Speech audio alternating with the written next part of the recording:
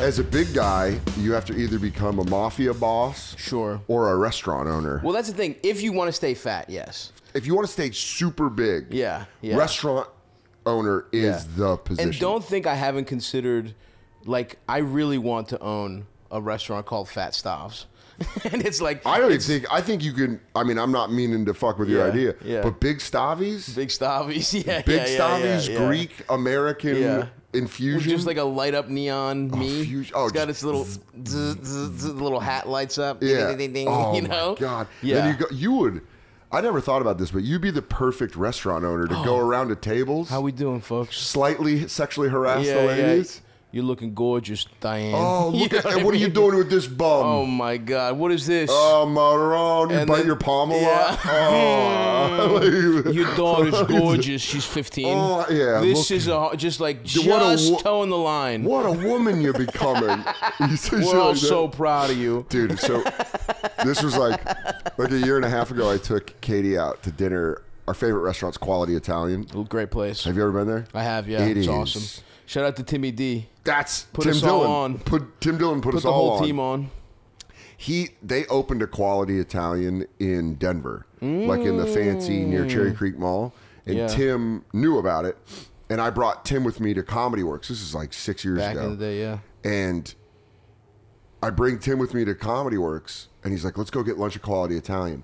We get Trish out, and I've said it before, but I'll say it as many times as I can. If you get the opportunity for Tim to go to dinner with him and let him run point. Yes, absolutely. It's one of the best meals you ever had in your life. Stand back. Let him fucking cook, dude. It is crazy. You're like, let the boy go. yeah. The peppers and sausage. Yeah. And then this, and he just ordered everything.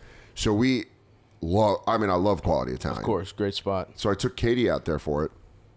And we were eating. In Denver or in New York? In New York on 57th Street. And we were like eating.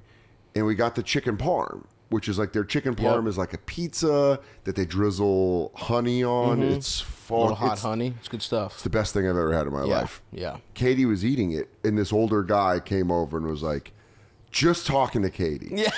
And he works for the restaurant? Okay, all right. That's what I think. Yeah. I'm like, oh, this guy must be the owner, the maitre d', or the manager. And he's like, how's the real New York? How's that chicken parm? How beautiful is that? Doesn't look at me. Right. Just the whole time talking to Katie. How great is that? We're like, oh, she's like, it's real good. And we eat it. Yeah. And we're like, who is that guy? And as we're eating our meal, as the night goes on, another couple about 2 tables down comes. Same thing.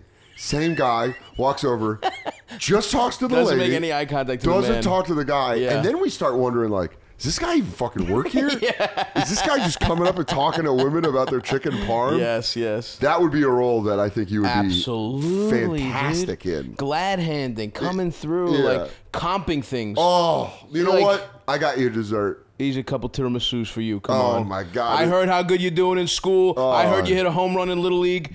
Here's an apple pie. Coach Harbaugh, you do not spend a dime at Big Stavy's. Dude, absolutely. That's what we need to start thinking what we're going to do. What's next? Comedy's great right now. Comedy's great, but it's going to come crashing down. And when it does, sure, we'll still do it. Of course. But where do we pivot to make our money? Where's our money maker? Fat Stavs. Big Stavs. I think Fat Stavs. Because you know what? Fat Stavs makes me feel like everything's going to be covered in a sauce. You know what? You're right. Fat Stavs is the wing spot. Yeah. It's my takeout. It's my takeout diner. Oh, my God. You know, with just a little limited seating. If you do... Or that's the to-go menu from Big Stav's. Yes. There's a little Fat Stavs. And it's like a secret menu. Yeah. Where you mix dishes. Yeah. Oh, you know what? Fat Stavs is the takeout, right? Yeah. It's got the window. The actual place is called Venetia's, and it's named after my mother. And it's the fine dining establishment. And it's got a beautiful like Renaissance painting of my mom and me as a baby. Oh my God. Me as a almost like the Virgin Mary just on the lap. But it's your adult head so they know who it is. And they go, that's why we're here. Yes. But this is I think classical Greek music just playing. Beautiful Greek music. And it's like high-end. Oh my God. Greek. Good luck getting a table. No chance. But for Fat you? Stavs. But at Fat Stavs. I say, hey, come here. I see a kid. I'm like, hey, you need a job, buddy? Come wash some dishes at Fat Stav's. You come to the back. Yeah. Everyone's working under the table. I think I would want to do, if I could, I'd probably want to do a weed business. Everyone's doing but everyone's jumping in weed and booze now. Yeah. Isn't that kind of weird? I don't think. What would it be? Would you just have a dispensary? No, I'd want a strain. A strain. Because that'd be fun to test. Yeah. And I would even put out to market the ones that fuck me up. Right. Like, this one is spooky season. I think you got to go dispensary. Because here's what I'm saying. A full brick and mortar? Brick and mortar. Because here's the thing. We have to think of weed dispensaries like car dealerships. You know what I mean? It's like, maybe you don't know the car business, but you know how like every athlete... Or do commercials like that? Where exactly. You go, hey, I'm Dan Soder. Our deals are so good, I forgot about them. Yeah. Our weed's so good, I'm scared right now. Yeah, right, dude. Car commercials, but for weed. Yeah, but people want to buy the weed from you, even if you're not the best. You don't have to have the highest quality. It's like people are buying a Chevy. Like if Tony Saragusa opened up a fucking car dealership, you know infamously, what I mean? John Elway. Elway had on Arapahoe Road in Colorado. He had. I'm not joking. John Elway Nissan, John Elway Toyota. He had everyone. My mom bought a 4Runner at John Elway Toyota. Exactly, dude. So yeah, that's the level. That's like only a couple of our friends have gotten car dealership. Nate Bargatze. Right. Nate could have a car dealership. Shane at this point. Yep. Don't be gay. Buy a car. Yeah. What are you gonna fucking ride public transportation like you're from fucking France, dude? He goes, that's gay. That's Buy gay. a car. I'm trying to think who else of our friends could open car dealerships. Yeah. Because I think you got to find the second hustle. Sebastian Maniscalco, we don't know. He's not our friend personally, but you're not getting financing, aren't you? Embarrassed? What are you doing over here? You're telling me. You're not gonna walk off the lot with a new Honda. What Get are you? What are you guys? You disgust me. What's the deal with Hondas? Why are they so affordable? They should be affordable. Seinfeld Nissan. It's a Rogue. It's an SUV, but it drives like a car. We gotta think of our second hustles. Yeah, dude. I love it. Soder, you're gonna be a fucking weed guy. Yeah, dude. I got Venetia's / Fat Danny Stavs. Smokes. Danny Smokes, yeah. Come on down to Danny Smokes. Our weed's so good. Are you mad at me? You just start having legit freakouts. Did you guys hear that? Do I have cancer? Touch my neck. Yeah, dude, that would be great. I love Joe List does like a hiking company. He's like, it's beautiful. Come camping. Yeah. I don't fucking know. I'm gay. What do you want? I'll suck your fucking dick. I have a kid, please. Yeah. Oh, dude. Because it's like the cool part of where we're at in our careers right now is that we were all micers. Yes. Dude, one of my favorite stories with you was I met you through Bobby. Yes, of course. Yep. You were in Baltimore, but then you started opening for Bobby Kelly. Mini Bobby. I was Bobby's mini-me. That's how I broke into New York. Yeah. Before anything. Before Cumtown, before anything. I was Bobby's opener who looked exactly like him. We were both completely bald. I had no mustache. Come here, mini-me. Yeah. Come here. Do you want to have some delicious fruits? You know what, dude? Come over here. Look at you. You're my little mini-me. Yeah. But I remember you did this tour with Bobby. Now, Bobby Kelly now is one of the sweetest men in the world. Best guys of all time. Because he had a child. And I moved to New York when Max was born, so I almost like track my time in New York with Max's like life. Yeah. Where I'm like, oh my God, my career is a fucking 10-year-old. It's crazy. You know what I mean? Like, it's true. My time in New York is going to be a teenager soon. Like, you started opening for Bobby when he still lived in the city. No, right at the end. He had just gotten the house. Okay, so he just moved up north. Just gotten the house. Okay, because Max was born in the city. Yeah, no, I met, like, I started opening for him when Max was born, but I hadn't moved yet. Okay. So I, like, literally his first birthday party was, like, when I met everybody. That's nuts. Yeah. But I remember specifically, because when I opened for Bobby, I would get the calls from DeRosa and Big J. Right. Where they'd be like, how you doing? Right. And you're like, I'm all right. And they're like, is he freaked out on you yet? And you're like, not yet. And then January 4th through the 6th, going to be at the Port in Baltimore. Come on out. Working on new jokes. Going to hang out, have fun to start off 2024. DanSoder.com for full dates and cities. I'm going to be everywhere. So we'll see you in the year 2024.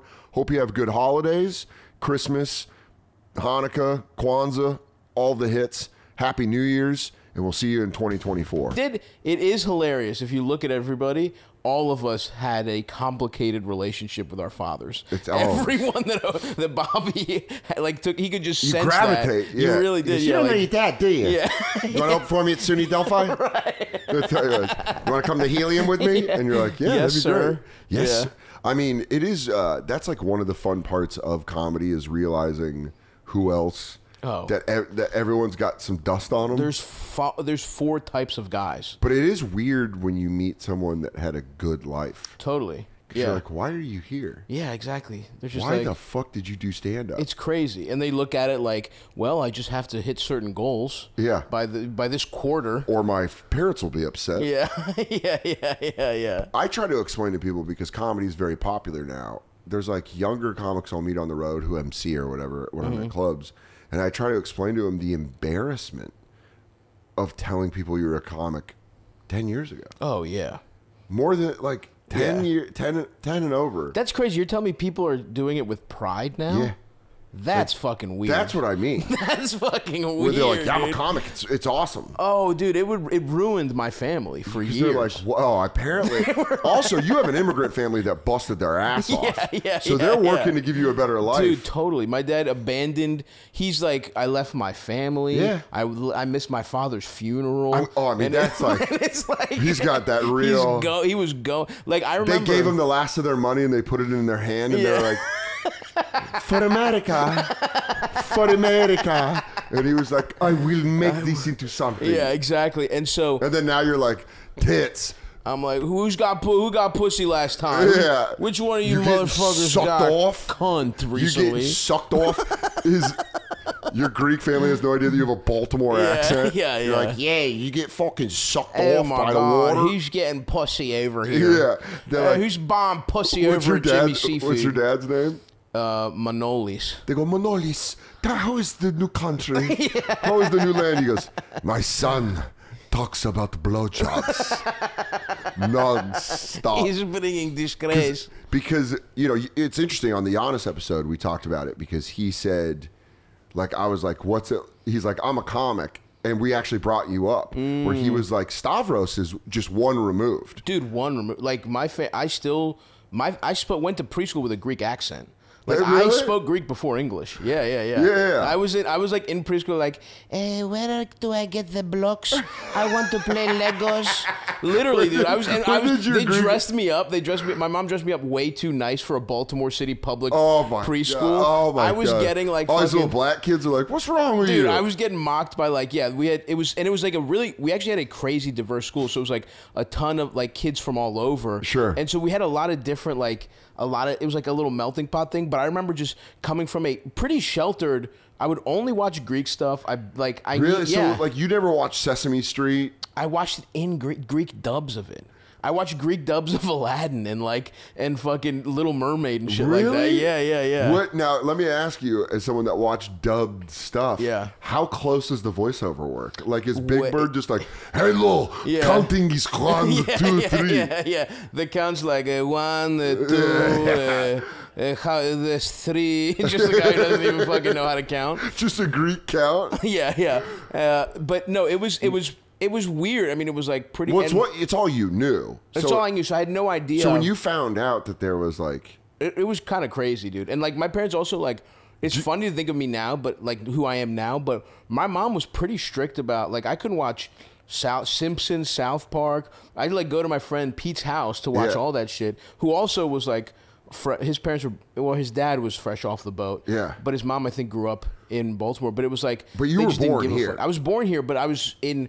It's crazy how much of a Greek community Baltimore had. Well, I mean, I lived in Astoria for as long as I did. Yeah. It's a tight knit. No, it is. And like literally, it's crazy to think about. But my parents, when they moved here in the 80s, there was a Greek like community theater group that like sold tickets. Like they could sustain Greek language live theater. Yeah. People would come out. There was a store that just sold Greek music. There was like a Greek Sam Goodies. It's and it was so thriving, funny you say that. Dude. It's so funny you say that. Yeah. Because I lived obviously in Astoria. Yeah. I mean, you lived across the street from the Greek Titan, Titan grocery store, which is a Greek Which, I'm not even kidding, we would take field trips and stop at that grocery store. I mean, you go in there and it's like they don't even make an attempt. It's how I felt in Arizona when you'd go to a Mexican food restaurant and they didn't speak English. A Mexican restaurant, you'd be like, this is going to be a banger. Yeah, like absolutely. this is going to be, if they're not even trying, you're like, this food, Rosas, you go to Rosas in Tucson and they're like, you better have some semblance of what Spanish is. 100, or you're not going to be able to just order. get ready to point. Yeah, and point, guess. yeah. But when I went to Teton, which I called Titan for years. Titan, baby. It is Titan, but in Greek, people are like Titan. And they'll correct you. Yeah. Well, I go all across you from Titan, and they go, like, Titan? Titan. Like, I'm sorry. Yeah. Grape leaves, they would sell the stuffed grape leaves. Dormades, yep. And when I barely had any money, dude, I would get real high on resin. I would smoke a lot of resin. Scrape the bowl, baby. Scrape the bowl, make a little ball. And make it pop. Yeah. You know, like... Yes. And I would get... Which is the closest to being a crack fiend it gets when you're doing that. Feeling. It's way pathetic. Yeah, you feel really pathetic. But I would smoke resin, and then if the money I had, I would get a pack of smokes from down at the bodega, and then I'd walk to Teton. I'd get smokes, a Dr. Pepper, and then I'd go get those wrapped grape leaves. And man, that's it nice. Was so fucking good. That's nice, dude. But next to Teton, there was the Greek music and video superstore, is what they called it. And it was right there. Yeah. And now it's a CrossFit. Yeah, but it was, I remember it. I remember. That's the place they used to take us. We would go to both. I'm not even kidding. They would bring us on Greek school to trips to New York City. We would go to the Met to see Greek statues. No other parts of the museum. So funny. And then they would take the school bus to Queens, and we would stop at a Greek grocery store and CD shop. That was it was there. Going to New York. And the joke my old roommate Vic and I would always make was that it was only filled with my big fat Greek American wedding, my big fat Greek wedding. Where if you went in, it was only the soundtrack and the DVD. Where you Right. Is this all you guys have? Just a poster of Yanni on the wall. Oh, Yanni was another big one. Shout out to Nia Vardalos. A fucking legend. A legend in the community. The most profitable romantic comedy ever made. Did you know that? Is what? My Big Fat Greek Wedding. Is that really? The first one, for real. You know there's 3 of them? Oh, yeah. Do you guys have to watch them? Well, dude, have to. We choose out of because we love good art to watch them. Okay? Yeah, you love cinema. Have to there's a weird connotation there, Dan. It's cinema. It's cinema, okay? You're telling me the whole franchise. Well, that's always crazy to me. When you found out that Sesame Street was in English, did you feel like ripped off? I was like, what the fuck is this? Yeah. But did it make more sense? It was just weird. I don't know. It was just kind of like weird. At what age did you start figuring that stuff out? I think when I went to preschool and it was like everything's in English. Like my parents just kind of gave up once I was in like. Yeah, they're like, you got it. They're like, you figure it out, and you want to do American shit with everybody else is. I remember the funniest thing was though that there was like I got paired up with like a white trash girl. Shout out. And it was like we were playing house. Yeah. We're playing. She goes, hit me. Hit me as hard as you can. You're not far off. Where it was like, where everyone's like, oh, you get assigned like play buddies, and everyone's like playing fucking Legos or like tag or whatever. And she wanted to play house, and I was like when I was like, there was some culture shock. I was also, it's hard to think of, but a shy kid when I first got there. I think it makes everything you're saying. It makes sense on why you would be shy. English isn't your first language. Yeah. You come from a very strict house. Yeah. Where they're like letting you know that you're in the outside world. Totally. That's true. Even though that's where you're born and raised. Yeah. Like I had a weird thing in Denver because I moved there when I was 5. Yeah. And I felt like all my friends were from there. And no matter, even though I grew up there. Interesting. I always felt like, yeah, but I wasn't born here. Right. Like I grew up here. But you were born and raised there, but it was opposite because they were going like, everyone's an outsider. Totally. No, 100%. And we would call, to this day in Greektown, you would call people like non-Greeks, you would say Americans. You would be like, I'm going to go hang out with some Americans. Yeah. But the Chinese do that with Chinatown. They do that thing where they like get their little lock. We didn't consider ourselves Americans. That's nuts. So I was like, I was paired off with this little white trash girl, and she was like, let's play house. And I was like, okay, like I'm a little boy. I've never played house in my life. I think you mean single wide. Yeah. You want to play single wide. Right. So house was, she was like, sit down over there. She's like pointed to a chair, and she starts sweeping. She puts a baby doll under her dress, and she starts yelling at me to do something. She's like, you're just sitting there. Like, I'm not exaggerating at all. This little girl, her idea of playing house was a pregnant woman berating her husband into cleaning more. And then you're like, and then, what is this? And I literally was like, what the fuck? And then she drops the baby out of her thing. She's like, ah! She starts screaming, dude. And that has burned into my fucking head. Dude, I was like freaked out. I went to the teacher immediately, and I was like, I don't know what's going on. Also, can we do a wellness check on her at home? And I told my mom, and this is like this is so early on in preschool, and it was like, I can't imagine my mom freaking out about like everything she thought about public school. She's like, great, now my son's exposed to white trash Maryland, being like, okay, you sit down now again. Oh my God, what the hell are you doing? Michael, get your fucking ass out. Oh, you lazy piece of shit, you're drunk. You lost money on the Wizards. My sister was right. Yeah. My sister was right. I should have never listened to my dad. I should have married that black guy. Yeah, instead you said you had a factory job, and now you're getting hammered going to the Orioles games.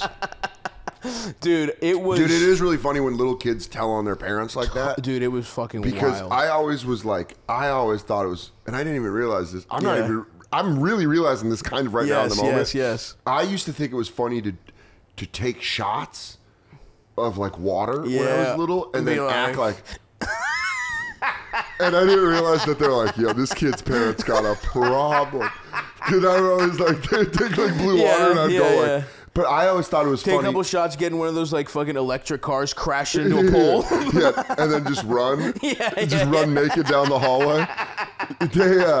But I always thought when I was a kid that it was funny to take a sip and wince. Because my parents, so I'd be like... Yeah, and like by the way, if I saw that a little kid do that, I'd be like, "This kid's fucking hilarious." No, I'd be like, "This kid's awesome." And then you think for 1 second why he's doing that, and you're like, damn." That's what because that little girl doing that is very funny hilarious on the surface. But then any thought into it, and then you're like, "Oh my God, her life is screaming as a baby comes out, screaming and be like, "Are you patient?" Like not cursing, but like screaming. Yeah, why are you so lazy? Totally, dude. I had a baby at prom. She starts saying something. We gotta put this baby in the dumpster. And you're like, oh my God, what have you seen? Brutal stuff. And I don't remember her from the rest of, they might have moved, I don't know. Did you, with your parents, were you guys in a community that was like protected? Did you feel like if there was a problem at school and you would go home and tell your parents, would they like close ranks with the other Greek people and be like, oh, that's interesting. Like, we got a problem with these Americans. Actually, yes. Yeah. That's so funny. I never thought of that. But yeah, there was like a secondary, like, because like we all carpool. Sure. Like, at the elementary school, not so much, because it was like we were the biggest part of the community. But yeah, they had fucking they were at PTA meetings. They were running shit back then. Yo, Greeks close rank. They do. Probably better than any immigrants. Yeah. I would say the Chinese and the Greeks. Yeah, the Chinese got it pretty good. They close ranks in a way where they're like, we're not even going to put up your lettering in here. Yeah. What you guys do is something. Yeah. I've learned that taverna is on everything. Taverna, it just means a tavern. Yeah. Tavern. But I'm always impressed with that, with like Greeks. Oh, dude. Because we were just like, I was just a suburban kid. So it was like everything was like pro-American. Right. Everything was very American. Like, no, dude, we would like, there was guys where it was like, there'd be a couple guys that got like, because the Baltimore City Police was so dog shit, they would fire the commissioner constantly, right? And when I was growing up in the 90s in Baltimore, it was not good at all. No. You know, it was tough. It's what inspired The Wire. It's when The Wire was written and stuff, right? So so they would have interim commissioners constantly, and one of the interim commissioners happened to be Greek. Was that a big day in the community? Dude, it was. What Rudy Giuliani did to New York. Yeah. He did times 10 to Greektown, where it was just like, he was like, take it out of Greektown. They were just like police brutalitying any teenager that was on the street. Greektown went from like the shittiest place to just like, this motherfucker cleaned it up through the like iron rule of law. There was no due process. Rule? Yeah, there was no due process. They were getting fucking batting kids out. The batons were getting a nice little workout. It is funny to think if you're just like a regular white guy in Baltimore and you're like, yeah, did you see how nice Greek town is? Yeah. You're just like going by and noticing how, but it's only Greek Dude, town? it's an 8x9 block neighborhood. So funny. And so we got such a hilarious surplus of funding. And then it was the same thing where it was like there was one guy who was like a lawyer that worked in the mayor's office. And like I had a friend who didn't get into like there's only, the way Baltimore's high school system works too, it's dog shit if you go to your regular school. But we had magnet schools that if you were like, you know, you could test into and get into. It's fucked up to make kids like jump through hoops to be like, hey, you might have a shot in life if you get into these 4 high schools. Why don't you get out of that swamp? And everyone else is fucked, you know? But one of my friends didn't get in, and they just like, their parent called this guy, and then they just like, oh yeah, we actually, they took a look at your admittance again, and you're actually in now. When that guy would become like the police chief or whatever, would the Greek parents be like, be a cop because one was running it? Did they ever do that? Where no, we never did. No, that's interesting. There was no... Because I feel like right now, you know, with the New York Giants. Yeah. What's that quarterback's name? Tommy DeVito. Tommy DeVito. Yeah. I almost called him Anthony DeVito, our friend's name. Yeah, shout out to Tony. Shout out to Anthony Shout out to DeVito. Fat Tony DeVito. Fat Tones. Recently married. But now you got Tommy DeVito. Italians are very big on like, there's going to be a lot of kids in New Jersey going like, and he drops back. Yeah. Carvizzi drops back. Hey, it's back. Italians are quarterbacks. Everyone says, you had 2 years, blacks. Yeah. Running. How about a quarterback that can make a sauce? That's what they're thinking. I also like that he goes like this. He does. I mean, that's all marketing. He is complete. I mean, the guy's he's like a caricature of an Italian. Yeah. It's crazy. It's nuts. like he's Lives doing in Jersey. Italian face. He lives with his parents. Yeah, Not just in Jersey, with his parents in Jersey. Did you see the tailgate? The tailgate for the game with the Packers on Monday night. They had 40 people in the parking lot, and the spread was nuts. Oh, I believe that. The guy was like, you have a little sausage and peppers. Yeah. He's like, it's stuff I've never even heard about. He's like, there's a little pucalella. Bracadou. Get a little bracadou. Yeah, a little majolanan. And then we're going to move over. And like, I don't even know what that is. They're like, this guy fucking forgot about it. But there's something about it. Because you're in the AFC. Ravens are number 1 Ravens, in the AFC. Baby. Niners are number 1 in the NFC. Are we getting a rematch? We weren't friends the last Niners. We didn't know each other, Niners. Super Bowl 47 was Niners The Harbaugh Ravens. Bowl. It was the Harbaugh. Yeah, the Harbaugh. We might be getting that. We play each other on Christmas. We do. We're the Christmas game. In Baltimore. Oh, in Baltimore. No, in Levi's. Oh, okay. Because I was going to say, if it was in Baltimore, I might have gone. No, it's in Levi's. It's the New Year's Eve game, Dolphins. That's Dolphins. At Ravens. I might go to that one. Fins up, baby. I'm thinking about it. We're about to fuck your boy in the ass. Mikey sent me a fucking game ball, dude. Mikey gave me a game ball when he beat Belichick. Oh, that's pretty sick. So I was like, dude, I got to save that. Yeah, that is good. You can always... I got to go to Monday Night Football and go to the Titans game and hang out. And, wait, the one that they lost? Yeah, it was tough. It was just this Monday. It was a tough... Shout out to the Titans. Fuck you guys. Number one seed, thanks to you guys. I mean, fuck, man. It was... I've only been when he's won. So that must have been tough. When you lose. Because also this was a loss. Changes the car ride home. It's also a loss that you weren't expecting. No. You know, everyone penciled before the this game, in. I was like, stomp them out. This will be easy. They're 4-8. Bye. Yeah. And then you're like... For the 1 seed, too. They needed it to stay the 1 seed. And then in the game, you go, okay. Oh, this is interesting. All right. Well, you don't realize, like, Mike's wife always says, it's our livelihood. She used to say that when I would come, because, like, when he used to coach for Washington... Yeah. I would go up there. I'd go down there. But I'd go down there for like Niners games. And I'd be like, can I wear Niners stuff? Yeah. And his wife would always be like, it's our livelihood. And I'd be like, yeah, but go Niners. Yeah, but come on. But I would sit with like the coaching. I sat with, when he was in Washington, I went to 49ers at Redskins. And we were in the stands. And I had to sit with the coaches' wives. And there was one Niner fan that was like talking shit. This is when the 49ers were real good. It was like 2012, 2013.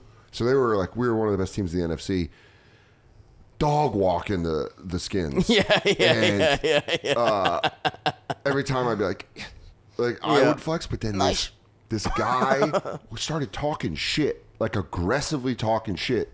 And I had To to be who? like, to like Just anyone? just the section I was in. Oh, because you were in the visiting wives section. No, we were at home. So this was like all the coaches' wives. Shit. It was the Niners were away, and this guy was getting so aggressive. Yeah. That at one point I had to like, instead of flashing a badge, I had to pull up my sweatshirt and be like, "Hey, I'm a Niners fan." I was like, "You got to chill the fuck out." You're making us look bad, I was Chief. like, "Dude, you got to chill out." Yeah, and it really was like flashing a badge. Then he was like, "All right, Respect. He's like, I don't respect women, but a fellow Niner fan. yeah, that's what he did. Yeah, that's absolutely what he did. He's like, I don't care about ruining this Women's Day. Go Niners. He really did the thing where I was like, hey welcome to anyway. Bang, bang, Niner gang. Yeah. It was almost like, hey, man, I'm undercover. You're blowing my cover. Hey, he's like, I got it. Sorry. He had a blanket around him. I remember this guy was going nuts. But it is, you don't realize, like, these people, for us, it's like a fun game to go to. Yeah. But for them, it's like, well, look, I don't mean to push back now, but your boy Mike's now in the beautiful phase where it's almost like, and he's a great coach. I wish him the most success, but there's no better thing in life. The best gig of all time is a fired NFL coach because they have to pay you the end of that fucking contract. oh, yeah, dude. So I mean, I don't want him to get fired. I think he's doing great stuff. No, I want him to lose to the Ravens, obviously. No. But Disagree. Disagree. If I could literally choose one profession to have, it would be recently fired NFL coach. I will see Let that, me get and I'm going to push back on with that. 3 years on a fucking $5 million a year contract. Oh, think about a fired college football coach. Oh, that guy, Jimbo Fisher? Jimbo. He's got like a $70 million deal at Texas A&M. You're right. Recently fired college is better. College. Because you got booster money going in there. Oh, my God. You got weird money. You got Illuminati money coming Absolutely. in. You got money where they were invited to a party where they're like, do you want to watch a woman get sacrificed? Yeah. And you're like, for what? And they're like, Roll Tide. You know how much bloodletting Nick Saban has watched? Where he's like, all right, that's enough. All right, this is beautiful, fellas. Yeah, he goes, great, boys. All right, Roll Tide. I'm going to have Roll boys Tide. out. Yeah. I think the best job in sports. That's awesome, dude. College football Illuminati. I think Matt Leinart had the best career. Okay. Because he was the king at USC. King at USC when they were awesome. I mean, unbelievable. Yeah. Oh, I mean, right behind Carson Palmer. Carson Palmer wins the Heisman. Leinart comes in, wins the Heisman. Yep. So you're like on the same level. They lost the championship though, right? To Vince Young. To Vince Young. Yeah. But greatest game. It's so crazy. Greatest college football game that I remember watching. Yeah. Outside of like that Auburn, Alabama, where Auburn took that kickoff back. Ooh, that was crazy. Cam Newton senior year. That was nuts. Yeah. But Matt Leinart goes to the NFL, top 10 draft pick to Arizona. Yes, the Cardinals. That's right. Doesn't play. He plays a little bit, doesn't he? Played a little bit. Yeah, but it wasn't that good. Yeah, right. True. Get that fat first-round draft pick contract, goes to Oakland for the Raiders, backup for the rest of the time. Yep. Gets a couple snaps in, now is just on the booth. No, you're right. Backup QB, in terms of athletes, yes. Backup QB rules. You want to take the less amount of damage for the most amount of money. Yeah. Because, like, I think the worst is running back. Oh, the worst you're just job. getting smashed, and then you barely get paid. No, it's crazy. Because they don't pay running backs like they used to. They don't pay them at all, dude. They've wizened up, but it's like it's fucked up. They treat them like like a farm animal or some shit. Like a mule. Like a mule. Yeah. They just beat the shit out of them, and they're like, put them down. Yeah. If you could play professional sports, any sport, and have like, you're gonna have a career. Yeah. What sport? When you say gonna have a career, just I'm a journeyman. Not necessarily. You might be a glue guy. You Right, might be right. You might be a guy that like blows up in the playoffs a Okay, couple times. okay. And then you return to like average form. You're not a superstar. No. But you do stuff that people in the city recognize.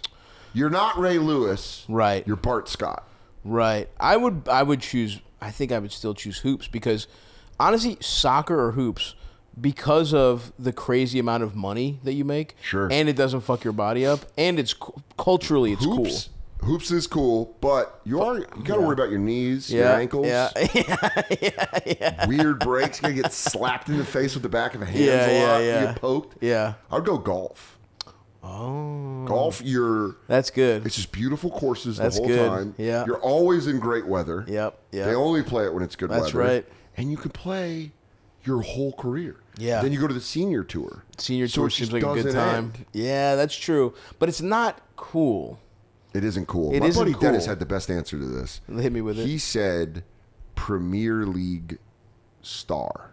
Yeah, So then you go to Europe, you're a fucking rock star. Yeah. Come back here, you don't get bothered. That's a great point. You can still go to the store. No, soccer is really probably the answer because we have no understanding of how famous soccer players are in the rest of the world. And you're in such great shape. Yeah. And their wives are all Good golf shape. wives though. Golf wives aren't bad. No, this whole thing, you're getting incredible pussy any way you slice it. But I just think like What soccer. do you think sports gets the ugliest? Which sport do you think gets the worst women? You're a womanizer. You love the women. I do You like love the women. ladies. I do like the women. I mean, I guess I don't want to say. I mean, they all get hot women. You know what I mean? Like you're tempted to say like hockey, but some girls love hockey players. Oh my god! You know that girl that played house with you probably ended up with a hockey player. Hockey players are the toughest sons of bitches. I'm gonna say Arena League football. Like imagine the Arena League football groupies. Just like I gotta go to the arena. Yeah. Just the way they say it. I'm going to the dome. My buddy Aaron that I grew up with, I played high school football with him. He was great. He was super funny. He played Arena League football for Get the fuck out of here. 8 years. Wow. And he like won a championship and shit. Dude, I might unrobe. It's getting hot in here. Disrobe, brother. Disrobe. Dude. I definitely think there is something to be said. I mean, I bet you Arena League football groupies are similar to low-level podcasting groupies. Are there? Do low-level podcasts? I would say it's honestly on point with comedy. Yeah. It's just comedy in general. Feature. Bust out the Stone Cold shirt, dude. Oh, that's awesome. And that's the bottom line. The worst groupies, low-level wrestling. Low-level wrestling stuff. Low-level wrestling groupies got to be a real tough look. Yeah. Where they go, you remember when you took out Commando? Yeah. Or like just some shit, and they're like, you were in that blading match? My dad lost a lot of money on your... You're like, your dad bet on wrestling? Isn't that crazy? DraftKings does that. That's crazy. You have to be the next level retard to be fucking wagering degenerate. money. Yeah. You're either the dumbest person on earth or you have a legit gambling Also, problem. can't you just... That's going to be a scandal so fast. Someone is figuring out... Like, they know who wins. Yeah, get the dirt sheet. It's going to happen. Yeah, Get the dirt sheet, turn around, and have a hell of a parlay. Fuck yeah, dude. If I was getting fired at the WWE, like if I worked for WWE or AEW and I knew I was getting fired, it's immediately what I'd do. 100%. It's going to happen. Put a $20,000 parlay down. Yeah, on the Miz winning a three-way match. How did you know KO was going to win that handcuff match? I just had a feeling. By the way, how fucking awesome was it that Vince McMahon was accused of being a rapist, disappeared, and came back with the most rapist Pepe Le Pew mustache I've ever seen in my life. That really is He looked crazy. like he was tying bitches to the train tracks, dude. It really, if you've never seen it, we'll put a picture up right now. And it's not even, when you think mustache, it's just hair above his lip. He has the John Waters mustache, which is like... A gay guy can do that because it's campy. Yeah. A straight man is a rapist. Yeah. There's no two ways Or a around villain. it. Villain, yeah. If he's not raping... I love how you say or. As if there's rapists that are misunderstood. Sometimes guys just need what they want. Sometimes a man has needs. You can push a man too far. Yeah. It really is. If you have that mustache, you have to convince people you're not a bad guy. Right. Like, I know how this looks. I know. I'm just. I volunteer with orphans. This is a community theater. We're doing. I have to look like this. Oh my god, just along the lip. And he also came back with his hair. Dyed black. weird. Yep. Man, that Vince McMahon story, when all is said and done, and all the skeletons can truly come out of the closet, because you have to understand. I mean, I'm a lifelong wrestling fan. It is carnival performance. It's very close to what we do. It's why so many comics love wrestling and so many wrestlers love comedy. Absolutely. Is because we understand that we are both carnival performers. The lowest rung of show business. Sagalo and I were driving to Vermont, and we kept doing this thing about like a jester that's obsessed with cancel culture. Where he's like, my lord! He's like got like bells on his feet. He's like, oh, I might get canceled for this.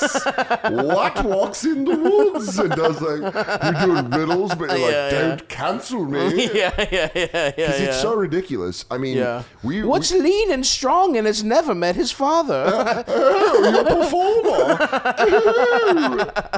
But I think the thing that bugs me the most, and you're very good at this is when people take comedy too seriously. Oh, sucks. And you're like, dude, it sucks. It's fuck around time. Yeah. Constantly. I think John got it on tape when we were coming in and we were like, let's podcast. But we were jokingly being like, let's get in the zone, brother. Let's grip and rip. I've been sick for like a fucking month. Well, I had COVID, but then I got a head cold and I'm getting over it now. But the whole thing, my doctor was like, don't smoke weed. So I've just been eating edibles. Oh, my God, dude. But before he came over, Katie, I was like, hey, should I smoke a little bit of weed? She's like, I'm not your mom. But she really was like, you fucking idiot. What do you want? So I was like, can I have permission? Can I please smoke weed, Mom? Can I have the thing that makes me happy? To be a silly boy? But you really, there's nothing that bugs me more than when people... Because you can talk about it. Like, I had a great conversation with Bargetzi this morning about joke writing. Yeah. But we weren't taking it, too seriously. I definitely am interested in the technical aspects of comedy. I love it, right? Keep that shit quiet. Quiet. It's embarrassing. It's embarrassing. You have to act like you're a closeted gay man in the 20s. Yeah, when you talk about actually comedy. Well, of course we'll handle that business. And then you look at your friend, you tap his foot. Yeah, meet me in this bathroom stall to talk about tags. And you go so with this premise, I just don't feel like it's getting over. And someone exposes you and you're like, well, get that away from me. You get out of here. Oh, no, we were talking about business. Yeah. We're talking about how you're going to grow your platform. Whispering premises through a glory hole. Yeah, go, oh, that's so cool. Did you ever think about, what it would feel like to work at a carnival? And you go, that's pretty good. Because it was always back to kind of what we were saying earlier. It was embarrassing to tell people you did comedy when we started. Yeah, it was. I kept it like I was a closeted gay man. Totally, I couldn't tell I think I knew my whole life, and I could not tell my family because it was they would disappoint them. Who was the most disappointed? My father, without question. My mom was disappointed because my mom has this warped idea. She's like a quintessential immigrant mom who's just you come over, she's baking baked goods for all my friends. Can I real quick time out before we get to your mom? Katie was really hoping we were going to get some of your mom's cookies. I don't want everybody to think my mom hates them. She had a hip surgery, and it took her out of the kitchen. Brother, say no more. Okay. Say no more. But Katie, I think I have to send everyone a postcard because they probably think I'm not friends with them anymore. Legitimately, Katie goes, do you think he's bringing cookies? Little V is out. Venetia is out for the count. I told Tom Papa this, and he was literally like, you don't need your hip to make cookies. He didn't even want to hear it. He didn't even want to hear it. I slipped my C5. I still made bread. Tom Papa's getting mad about people not baking. He goes, oh, really? Will you tell her I had a hernia? Yeah. Still got up and made delicious croissants. Come on, we made some sourdough. We played through the pain. Yeah. I got a rye that cost me this finger. But so your mom's got this warped. Well, dude, she thought I was going to be a kid that goes to Harvard at 12. She literally thought I was the smartest kid, and I'm not. I was good at standardized tests, right? Yeah. And I think that gave her a really. Did you get good grades? I got pretty good grades, yeah. Because you were good at tests. I was a good student. I was good at tests. And I got also the immigrant mom thing. Yeah, I definitely had that the guilt of you have to do good in school, and I also figured out pretty quickly I was smart, but I also figured out I could cheat certain times. Yeah. I just figured out a way to get good grades on my report card. Sure. Half the time that was learning, half the time that was cheating in high school. Right. Figured out a way to I had a buddy who took a trig exam right before me, and I got him to put all the answers in the calculator, and I just had them. He was so smart. Part of American schooling, yes, is learning how to cheat. Learning how to cheat. And if you don't cheat, you're a dork. Yeah, absolutely. You're just a dork. To succeed, you must cheat. Just learn how to do it. Yeah. I'm not saying do it all the time. Yes. No, I say, whatever. Who cares? But in school's bullshit anyway. They don't really care. No. So learn what you can. Yeah. Cheat the rest. So I had a cheating ring going on about you would get the kids from the first period to write down their answers really hard. And then we just traced the answers. On what? Wait, they would write them down hard on what? Double paper. They just double paper. Oh. And then they would And then you sketch in movies when detectives. Not even kidding, literally. That's what we would do. The light shade. And then we would have the answers, and then you just memorize them. It was fucking awesome. I did love cheating, but my mom thought. So when I was I'm going to do comedy, she was she literally thought I was depriving the world of my mind. Yeah. Why did you do it? Is that the speech she gave you? Literally, really dude. I'm not even kidding. She was like, you could do so much for the world. I know, and this is what you do, sillies. And you she also thought, Timonium? Yeah. To my goobies? And then it's like, Mom, I'm sorry, Mom, you were so wrong. But then she saw that I was working hard at it. My dad, like, when he heard I was doing, I get a call from my dad when I'm graduating college, and he's like, your mother told me you're. First of all, I answer the phone. I'm like, hello, and all I hear is. Had you been doing comedy before? I started comedy freshman year. Okay. Took a big break because of the immigrant guilt. Sure. I was like. So immediately you did comedy. And you're like, my parents are going to disown me. Everyone's Totally. going to be disappointed. And I was like, all right, I'm going to try school for real for like a year. And I did it. I literally interned at the House of Delegates, the Maryland House of Delegates. Like I did some real shit. And I had good grades. I had a 4.0 until my senior year. Of college? Of college. That's insane. It was political science and history. It's pretty easy. No, I mean, those are also, no. If you would have said communications, I would have given you that. Yeah. Political science is pretty tough. It was whatever, but and then I was just so depressed. I was like, I have to do comedy.